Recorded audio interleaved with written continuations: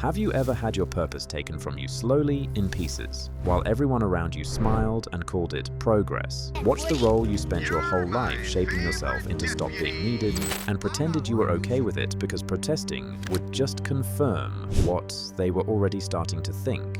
Woody knows that, but there's something hidden in this whole franchise about becoming obsolete, and it's a lesson we all missed. When Woody first shows up on screen, he's running things. Andy's room is his room. He runs the staff meetings. He gives the assignments.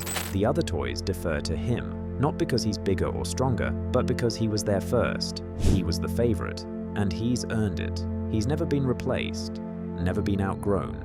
You can see how seriously he takes that role. He calls headcount. He worries about the new toys at every birthday. He's not enjoying himself. He's managing. And then Buzz Lightyear shows up. The easy read. Woody is jealous, but pay attention to what Woody actually says when he's alone. He says, "What chance does a toy like me have against a Buzz Lightyear action figure? Not. I want my friend back." He's running the math on his own obsolescence. He's looking at the new model and trying to figure out what he has that's still worth keeping. Because here's the thing about Woody. He doesn't have laser arms. He doesn't have wings. His whole value proposition is, Andy already knows him. His worth is contingent on being needed. In Toy Story 2, that gets worse. He finds out he's a collectible.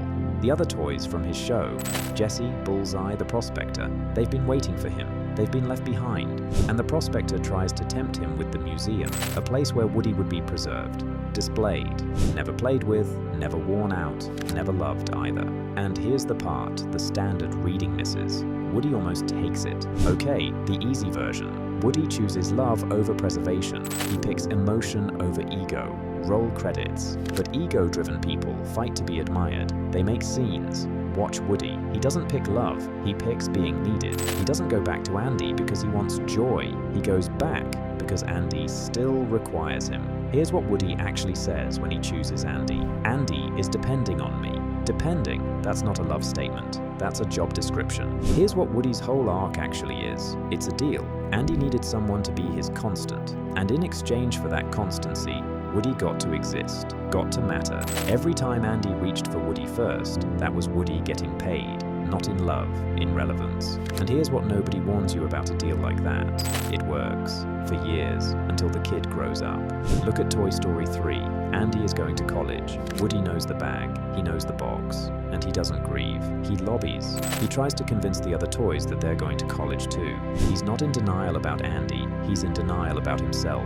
Because if Andy doesn't need him, then who is he? That's not love. That's an employee terrified of being laid off, so he can't even take vacation. And this is where it stops being about a cowboy doll. Okay, so, not the version of this where you build a career and then it ends. That's a different thing. This is the one where, somewhere along the line, probably before you were old enough to know you were doing it, you figured out that being useful was how you stayed in the room. Maybe you were the smart kid, the funny one, the responsible one, the one who held the family together when nobody else would. Maybe you were the kid who never needed anything because the kids who needed things got told they were too much. So you became indispensable. You learned what people needed and you became that thing. And here's the part nobody warns you about. It works. People rely on you. They tell you nice things. I don't know what we'd do without you. And you take all of that as evidence that you made the right call. Then one day the company restructures, or the kid grows up, or the parent dies, or the project ends, and the role just closes. You're standing there with a skill set you built for one specific room, and the room is gone. Most people would call this a midlife crisis. I think that's wrong. A midlife crisis is when you realize you don't want what you got. This is different. You wanted what you got. You earned what you got. You just didn't know it was a contract. And the contract had an expiration date written on it that nobody told you about. Psychologists have a word for it. They call it contingent self-worth. The version of you that exists only when you're producing. The version that, when someone asks you what you do for fun, mentally lists their hobbies as deliverables. And Woody is what happens when contingent self-worth has nothing left to be contingent on. When the project at work ends and you feel something close to grief, and you can't tell anyone because they'd think you were overreacting, that's because you weren't grieving the project. You were grieving the version of yourself the project required, and sometimes your body figures that out before your head does. Woody almost stayed there. Most people do. In Toy Story 1, he can't share Andy.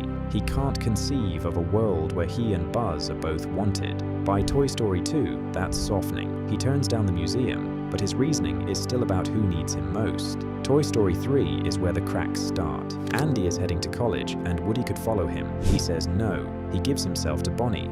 Not because Bonnie needs him more, but because Bonnie will play with all of them. He makes a choice that isn't about preserving his own role. That's new. Then, Toy Story 4. Woody isn't Bonnie's favorite. Forky is, and Woody, for the first time in his existence, has to live with not being chosen first. By the end of the film, Bo Peep asks him something that breaks him. She asks, "Who are you without Andy?" Not what role, who. And Woody doesn't have an answer, so he goes with her. He chooses, for the first time, to find out who he is when he isn't needed, just wanted. That's the hardest pivot in animation, and Pixar gets almost no credit for it because it doesn't look like a victory.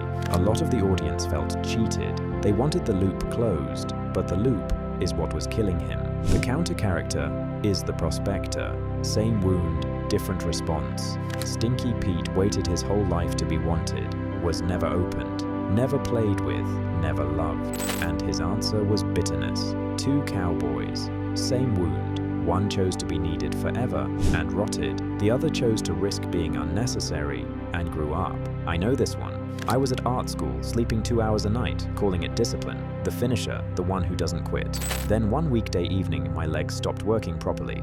Not dramatic, just wrong. A few days later, someone close to me asked me a question, and in the silence where I was supposed to answer, a small thought arrived. I don't actually like this, do I? My legs went back to normal that week. My body had figured it out months before I did. I just wasn't listening, because listening wasn't part of the deal, so I don't know. That's the lesson, I think. Not find your purpose. That's bumper sticker stuff, and it doesn't help anyone. The real lesson Woody teaches you is that the role you played isn't the same as the person you are, and one of them is going to outlive the other. The grief isn't for the job ending or the kid growing up. It's for whoever you might have been if somebody, somewhere along the way, had asked you what you actually wanted before they asked you what you could do. That person is still in there, way down under all the responsibility. There's another character in this same world. She got left in a box for 20 years. She built her whole personality around being abandoned and then waited her whole life for someone to come back for her. We all sang the song.